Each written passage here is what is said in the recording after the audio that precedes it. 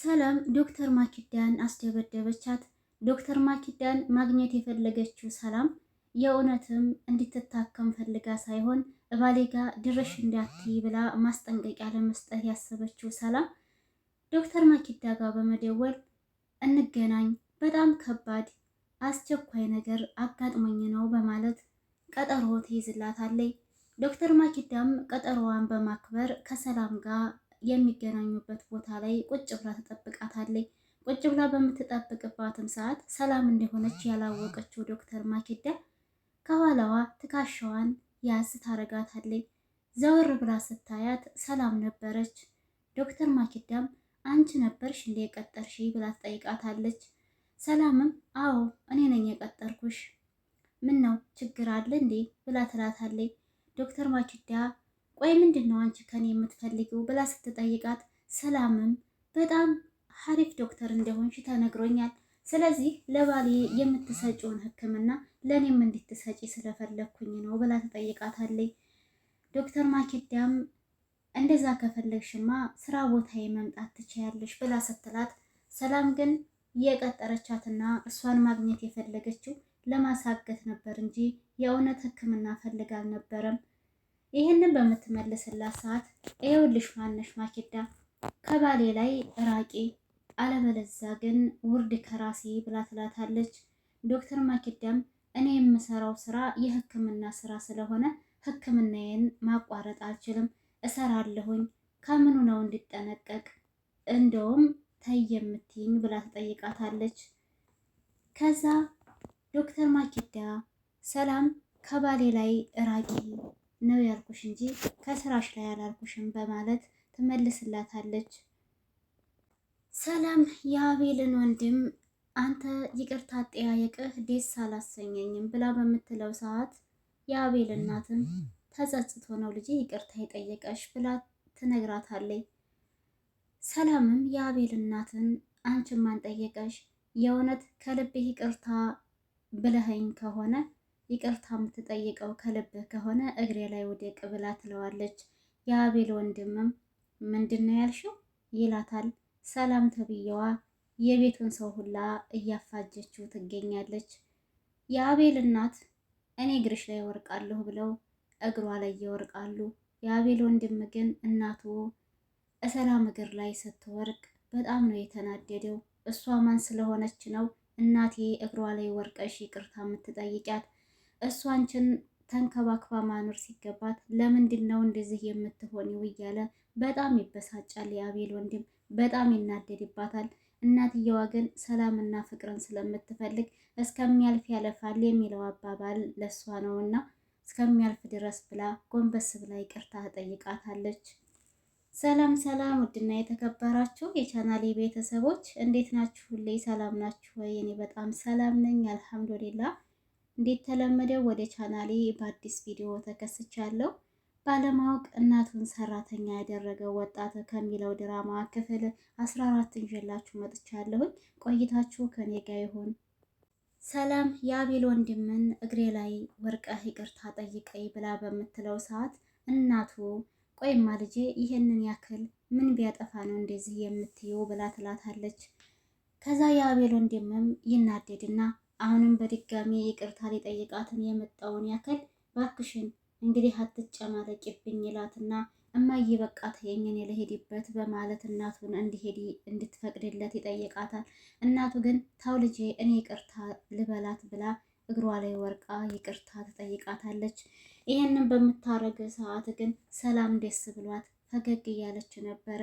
የእውነት አማቷ እግሯ ላይ ይቅርታ ስትላት እግሯ ላይ ወርቃ ተደስታ ነው ሰላምም የአቤል ወንድም አትጨማለቂብኝ ብሎ በሚላት ሰዓት አየት ታደርገውና እኔ ነኝ የተጨማለኩት? ኧረ እባክህ እንደውም ሁለታችሁም ቤት የለቃችሁ ውጡልኝ በማለት ትጮህባቸዋለች። እንደዚህ በምትል ሰዓት ነበረ የአቤል እናት መሄጃ ስለሌላት ሁሉም ነገር ስላልተስተካከለላት እግሯ ላይ መውደቅ ውሳኔዋ ሆነና ሰላም እግር ላይ ወርቃ ይቅርታ ጠየቀቻት። የአቤል እናት እግሯ ላይ ወርቃ ይቅርታ በምትጠይቃት ሰዓት አሁን እሳ ደስ አለሽ ብላ ስትላት በጣም እያለች ትስቃለች። የአቤል ወንድምም እናቱ እንደዚህ ስትሆን በጣም ተናደደና እማዬ እባክሽን በቃ ተነሺ ይልና እጇን ይዞ እናቱን ወደ ውጭ ላይ እንውጣ ብሎ ይዟት ይወጣል። እንደዚህ በሚወጡ ሰዓት እነሱ ተያይዘው ሰላም ተብዬዋ ግን ደስ ብሏታልና ክትክት እያለች ትስቃለች። አይ ሰላም። የአቤል ወንድምም እማዬ ምን እየሆንሽ ነው ያለሽው? ከዚህ ቤት ላስወጣሽና እኔ ኃላፊነቱን ልውሰድ እያለ እናቱን እየጨቀጨቃት ይገኛል። እናቱም እንግዲህ አንተ ቆይማ ምን ትሆናለህ? የኔን ቃል ላለማክበር ብለህ ነው እንጂ እግሯ ላይ ወርቀህ ይቅርታ ብትጠይቃት ካንተ ምን የሚቀነሰው ነገር አለ? እያለች ልጇን እየጨቀጨቀችው ትገኛለች። የአቤል ወንድምም ቢሆን እማዬ ማድረግ የማይቻል የማይሆን ነገር አድርጋ አትበይኝ፣ አታያትም እንዴ እንዴት እያለች እንደሆነ እንዴት እንደሚያደርጋት ደግሞ እሷ ማን ስለሆነች ነው እግሯ ላይ የምወርቀው ይቻ መዳም እያለ እየተሳደበ ነው ሰላምን። ሰላም የእውነት ደም ነው የምታፈላው ማለት ነው። እንደው ድራማም ቢሆን ራሱ ሀረካቷ ምናምን በጣም ያናድዳል። የአቤል እናትም መሄጃ ስለሌላቸው እኔ ግን አደርገዋለሁ ንቄቷንም ቢሆን እያየሁኝ ሁል ጊዜ ሁሉንም ነገር ችዬ እኖራለሁ በማለት ያለቅሳሉ። ልጃቸውም ይኸውልሽ እማዬ እኔስ በሆን ቆይማ ልጅሽ አይደለሁኝ እንዴ ይላል። እሱም ይከፋዋል። እናቱ ዝቅ ብላ የምትሰራባትን አሰሪዋን ይቅርታ ስትጠይቅ ጉልበቷ ላይ ወርቃ በጣም ተበሳጨ፣ በጣም ተናደደ። የአቤል እናት ግን ከልጃቸው ጋር መራቅ አልፈለጉምና እኔ ከልጄ ጎን መሆን ነው የምፈልገው፣ መቼም ቢሆን ከልጄ መራቅ አልፈልግም። ልጄ እንደሆነ ደግሞ ጠንቅቄ አውቃለሁ፣ ግን ውጤቱን ሰላም ናት የቀየረችብኝ እያለች ለዚህኛው ልጃዋ እያወራችሁ ትገኛለች። የአቤል እናት ተመችቷት ሳይሆን እየከፋትም ቢሆን የልጇን አይን ማየት ስለምትፈልግ አሁንም ቢሆን በሰራተኝነት ሙያዋ እዛው ቤት ውስጥ መቀጠሉን ትፈልገዋለች። ይሄኛው ልጇ ደግሞ እናቷ ተከብራ እንጂ ተንቃ እንድትኖር ስለማይፈልግ እናቴ እኔ ሁሉንም ነገር መሸፈን እችላለሁ፣ እኔ ተቸግሬ አንቺን ላኑርሽ፣ እባክሽን ከዚህ ከቤት ላስወጣሽ፣ እንደዚህ እያደረገችማ እስከ መቼ ነው የምትቀመጪው? እያለ እናቱን እየለመነ ይገኛል። እናቱ ግን አሁንም ቢሆን ከልጅ ጋር መራቅ አልፈልግም እያለችው ነው። የአቤል ወንድም ውጤቱን የተቀየረ አያውቅም ነበርና ውጤቱን ሰላም ናት ያስቀየረችው ስትለው እናቱን እንዲህ እማዬ ይህንን ደግሞ እንዴት ልታውቂ ቻልሽ ብሎ በሚጠይቃት ሰዓት ሰላም ራሷ ናት የነገረችኝ። ይኸውልህ ልጄ ለዚህ ነበር እኮ ሁል ጊዜም ታገስ ብዬ የምልህ ትለዋለች። የአቤል ወንድምም ይችን ሰላምን ግን አለቃትም እማዬ ጠብቂ፣ አለቃትም አንድ ቀን እያለ እየዛተባት ይገኛል። ሰላም በጣም ነው የምታናድደው፣ በጣም ነው ሰው የምታበሽቀው። የእውነት ድራማ ቢሆን ራሱ ታናድዳለች። ነገረ ስራዋ ምንም ደስ አይልም በቃ። የአቤል እናትም እኔ ከዚህ ቤት ጠፋሁኝ ማለት አንተም ከዚህ ቤት ጠፋህ ማለት ሰላም አቤልን ታጥፋው ብሎ ማለት ነው። ስለዚህ መራቅ የለብንም ሁልጊዜም ከጎኑ መሆን አለብን እያለች ትለዋለች። የአቤል ወንድምም ግራ ስለተጋባ እሺ እማዬ ምንድን ነው ማድረግ ያለብን ታዲያ አሁን እንዴት ነው የሚሆነው እያለ እየጠየቃት ነው። የአቤል እናትም ምንም ነገር ስላልገባት ምንም ነገር የምታውቀው ነገር ስላለ ብቻ ልጄ እኔም አላውቅም ትለዋለች። ሁለቱም ግራ ተጋብተዋል። ከቤት ውስጥ እንዳይወጡ እናቱም ልጄን ትላለች። ይሄኛውም ደግሞ አቤል ወንድሜን ይላል።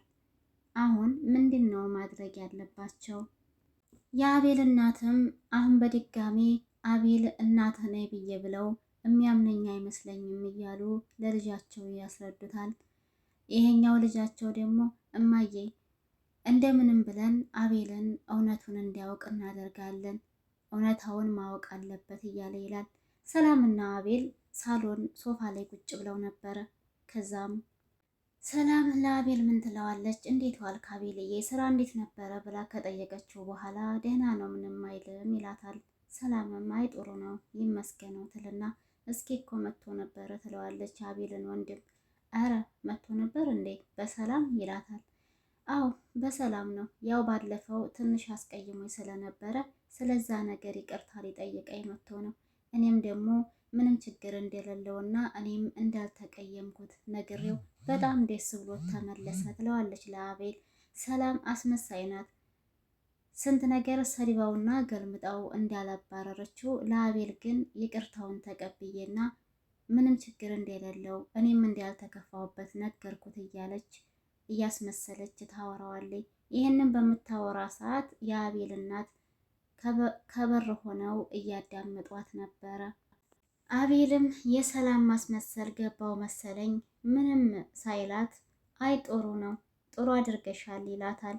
እሷም ቀጠል ታደርግና እኔ ምለው መቼ ነው ስራ እረፍት የምትሆነው ብላ ትጠይቀዋለች። አይ ሰላም ማስመሰል ስትችልበት። ውድና የተከበራችሁ የቻናሌ ቤተሰቦች ለዛሬ የነበረን ቪዲዮ ይህን ይመስል ነበረ። በቀጣይ እስከምንገናኝ ሰላማችሁ ይብዛልኝ። ከተመቻችሁ ላይክ፣ ሼር አድርጉ፣ ሰብስክራይብ